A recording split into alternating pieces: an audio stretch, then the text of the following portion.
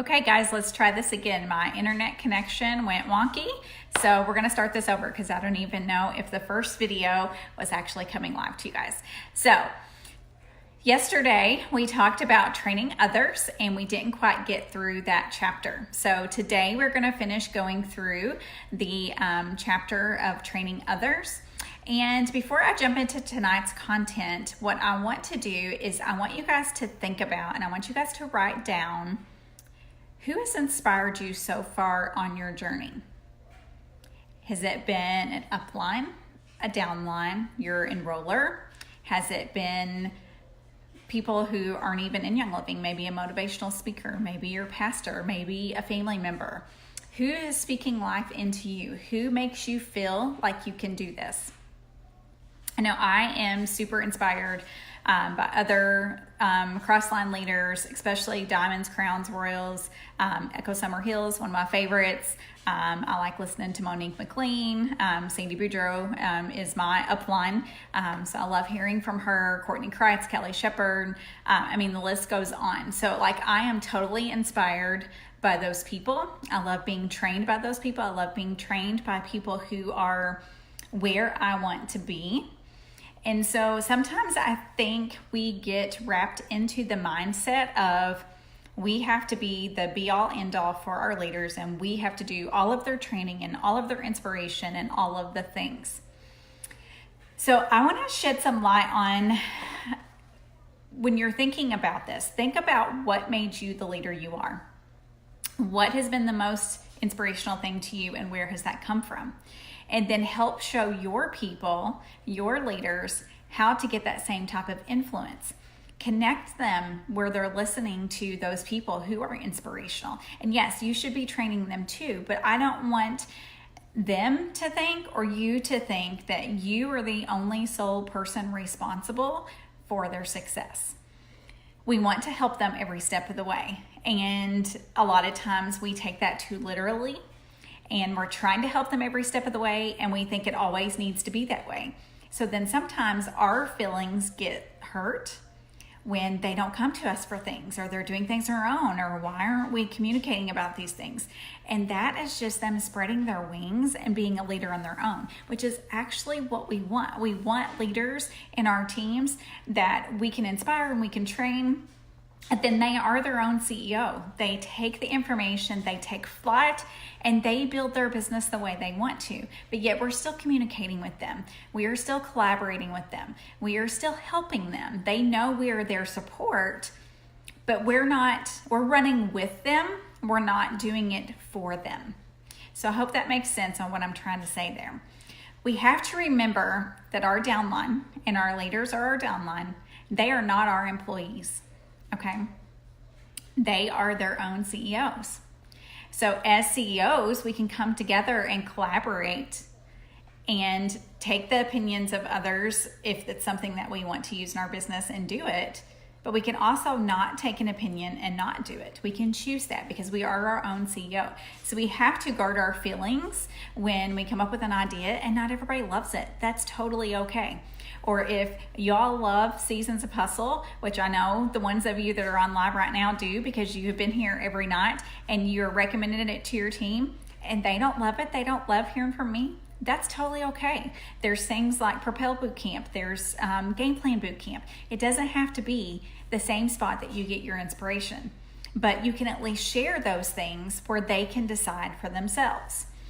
Our role as a leader is to guide our team, encourage them, help celebrate them, help them see their goals, the visions, things like that. Plugging into our team and plugging them into different resources that we find valuable. Also having a place to plug them into where we can communicate with them. So you need a way to communicate with your leaders where if you want to do things specific to them, you can.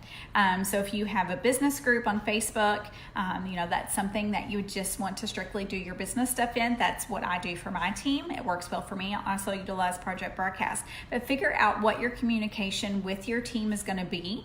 And when you're doing something, be like, hey, I totally did this for this bucket of my team. I know you use this service too. here's the information if you would like to do it. If you don't know how to use this service, I would be happy to train you. So see how you're training others and saying, hey, here's an idea, run with it or don't. It's totally okay. But show your leaders what you're doing to help inspire them for them to do it in their own way. You don't just want them copying and pasting everything that you do. So there's power in running together with your leaders, but not running ahead of them and not running faster than them, not doing the work for them, okay? We want to run together to our goals. Now, it doesn't matter if that goal is this person to get to star and you to get to silver, or this person to get to silver so you can get to platinum or diamond. It doesn't matter how far apart those goals are as long as you're running together.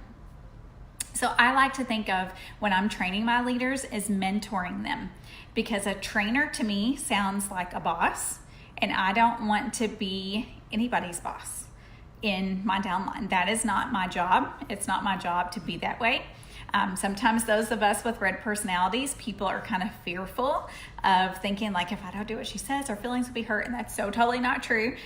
So any of you that are on my team watching this, if you've ever thought that, don't. But you need to just get in that mindset of you're there to help, support, educate, and celebrate. Build personal relationships with your leaders. You need to have good communication with them. Stay in contact with them on a regular basis. Ask your leaders how you can support them. If they have questions, if they have needs that aren't being met. Love on your team. Love on your leaders. I would encourage you to do even if it's yearly. I mean, if you could do it quarterly, every 6 months, monthly, whatever, but at least yearly, do something that is specific just for your leaders. So depending on what your team size is and what ranks you have within your team, you can decide what that leader role is. But have a brunch or have a dinner, have a retreat, have a girls' night, have a pampering party, have a perfume party for them where they're not paying for the product. Like, celebrate them in some way where you're honoring their work for that year or that quarter or that month. So make sure that they feel the thankfulness you have for them, because I know we all have it. I would not be here today as a platinum talking to you without my amazing team behind me. This is not all me at all. It is my amazing team and us moving forward together. And that's going to be the same thing for you that are watching. If you can focus on your team and focus on your leaders and work together and work with those who want to work with you, because not everybody may not want to work with you, and that's okay. Do not take that harshly. Your team is going to be so much stronger if you do this. Your team is going to be the weakest where you are the weakest. So look for the areas that you need help and then lead the way in doing them differently. So if you're struggling with being consistent on social media, do a vulnerable Facebook Live in your business group. Maybe like, okay, Truth Bomb, I am struggling with being consistent with this. I am going to consciously work on this month, and I want us to hold each other accountable. Who wants to do this with me? Who else needs to work on this? Let's use this post as accountability. Let's post links below. Let's help encourage each other. Let's comment on each other's post. Let's help each other out. Let's put our arms together. Let's link them, and let's do this together. So whatever that area is that you need to work together as a team, okay? So the next thing we're going to talk about tonight is FDA compliance. And you're thinking, what does that have to do with leadership skills? So a couple years ago when the FDA stuff come out really hard, a lot of teams fizzled and just went away because they didn't want to deal with the compliance stuff. But I'm here to tell you that FDA compliance is the biggest blessing in our business that we have. You need to love FDA compliance. And you will once I get done telling you why I feel that way. So we all know that we can't make claims on products that are not approved by the FDA. This is a great thing because if I was to say XYZ oil is good for ABC ailment, and then I put that on all my social media posts, I am talking about that ABC ailment all the time because I know XYZ oil fixes it, then what kind of people am I attracting? Am I attracting people who are just wanting better health and wellness and abundance? Or am I attracting people who have a connection to that ailment, which is a negative thing? So ailments are negative things. And do we want to attract positive vibes or negative vibes in our business? Okay, I don't know about you, but I want the positive. So if we're focusing all the time, if we didn't have FDA compliance and we were posting all the time about this one does this and this one does this and this one does this, if we were able to do that, all you would see is negativity. You would not see the positive culture of Team Young Living that you see today. So that's why I love compliance. Another reason is we don't want to overpromise and underdeliver. Now, I will tell you, the first thing we tried for sleep was not our AHA thing, okay? So if I recommend our AHA thing to somebody and I'm like, hey, Holly, my friend, you need to try this combination of these two oils. Oh my gosh, my child slept all night long, whatever, blah, blah, blah. And then Holly's child doesn't sleep all night long. Do you think she's ever going to try anything else? Do you think she feels like I maybe didn't tell the truth about that product? How do you think she feels if she doesn't have the exact same results? And our body chemistries are different. The oils are going to work differently. What I love, what my favorite oils are not going to be your favorite oils. What works for me for one thing is not going to work for you for that same thing, potentially. So we don't want to make promises on our products. We want to say, this is what my family has seen. I love these products. It may or may not have that same effect for you, but this has been one of the best decisions we have made. And I'm here and I've got resources. We've got all these support groups, whatever support you give, you talk about it in that way. So think about the difference of the attraction of those people. So there's resources in the virtual office. There's also some resources in the book on compliance. If you're not familiar with compliance, you do need to be familiar with it. You will notice that over the past few years, Young Living is one of the only essential oil companies that has FDA compliant claims. So we do have sunscreen, we have insect repellent, we have pain cream, we have cough drops. So we're getting more and more FDA approved products. Now we are able to talk about those things freely with them having FDA approval. So be sure and check out those resources so you know what you're able to talk about, what you're able to not talk about. Stay away from the hot words, which is the words that we don't want to say when we're talking about Young Living products. So in giving that example of FDA compliance, we're talking about how our vibe attracts our tribe. So I want you guys to close your eyes and I want you to envision when you are standing on that stage as a diamond, okay? Just staying there, and if you've seen the diamond ceremony at convention, everybody's in formal gowns. It's round dinner tables. It's a big production. It's a grand stage. You'll meet Mary Young. You'll meet a lot of the executive staff, shake hands. You have flowers. You walk the catwalk, the walkway, whatever it's called. So it's a really grand thing. So when you're standing there as a diamond, when you look out at your tribe, what do you see? Do you see positive people who work just as hard as you do and who are loving and who are, what do you see?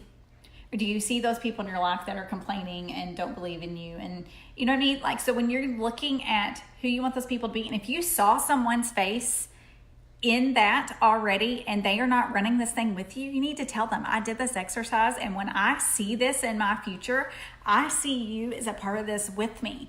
So can we talk about this? Can I share this with you because I vividly saw you during this exercise? So think about those people that you're talking to on a daily basis, that you're sharing to on social media. We want to attract folks that, okay, let me ask you this question. Do you want to attract people who are focused on problems? Or do you want to attract people who are attracted to your purpose for wellness and abundance and freedom? Because if you are attracting freedom chasers, think about what that's going to do for your business. If you're attracting people who are focused on problems, what do you think that's going to bring into your team and your business? It's going to bring negativity and problems and drama. I don't know about you, but I left high school a long time ago, and I do not want to feel like I'm in high school running a business. I do not want that drama. So I don't allow it in my team anymore. It took me a while to get there because I had a bad experience in high school. I was bullied. And so it took a while for me to stand my ground and be like, I'm not going to tolerate this. I won't be spoken to this way as a leader. This is my limit. And it's okay to have those things. It's okay to set your boundaries. So I want you to really think about the power phrase that we teach in this chapter. It's the phrase, this may or may not. I want you to think about how many areas this one phrase can help you. This may or may not work for you. This may or may not help you do. You may or may not love this book. You may or may not want to check out this training. You may or may not want to watch this video, but I totally thought about you. And so you're not over-promising, under-delivering anything with this statement. You may or may not. You don't know if they will, but you thought about them in this certain instance. So I want you to think about that, and I want you to intentionally try to use it this week. Or if you found an area that you could have used it, think about it and let us know in the comments, because there's going to be instances, and I even say this to my husband, I'm like, well, you may or may not. And he's like, that's paraphrase. And like, it's kind of a joke now because the power phrases I use in my book are part of my conscious language now. Like, they're just part of a natural thing, but you have to practice them. We'll learn more power phrases as we go through boot camp, but that one is one that you're going to want to hold on to. So there's going to be really 4 major ones that we're going to learn during this boot camp. So if you're telling someone this may or may not have worked for you, or this, we are pleased with the results, you may or may not see the same thing. What do you think their expectations will be? Okay, so you don't want to set people's expectations too high. The next thing I want to kind of talk about is our social media. We've not talked about social media a ton here, and so I kind of want to dive into that tonight too. So I want you to think about what you're posting on social media. There should be 5 words. If I go to any of your all's pages and look at them, I should be able to pull out about 5 words about you that could describe you. So if you go to my page, I would hope that you would see, I love my oils, I love my family, I'm a homeschool mom, I am in the kitchen a lot, so maybe I'm a good cook, or maybe I care about food, and I love to travel. So those are kind of the 5 things that I would want people to know about me if they saw my social media. So am I posting posts that are about all of those 5 things? Is that the vibe that my Facebook page or Instagram or whatever social media site you use, is that what people see? So I want you to come up with your 5 words that are you. What is it that you want people to know? Do you want people to know that you love Jesus? Do you want people to know that you are whatever your job is? If you're a school teacher, if you are a coach, if you are a homeschool mom, if you love yoga, whatever it is, if you're a dog lover, what are those things?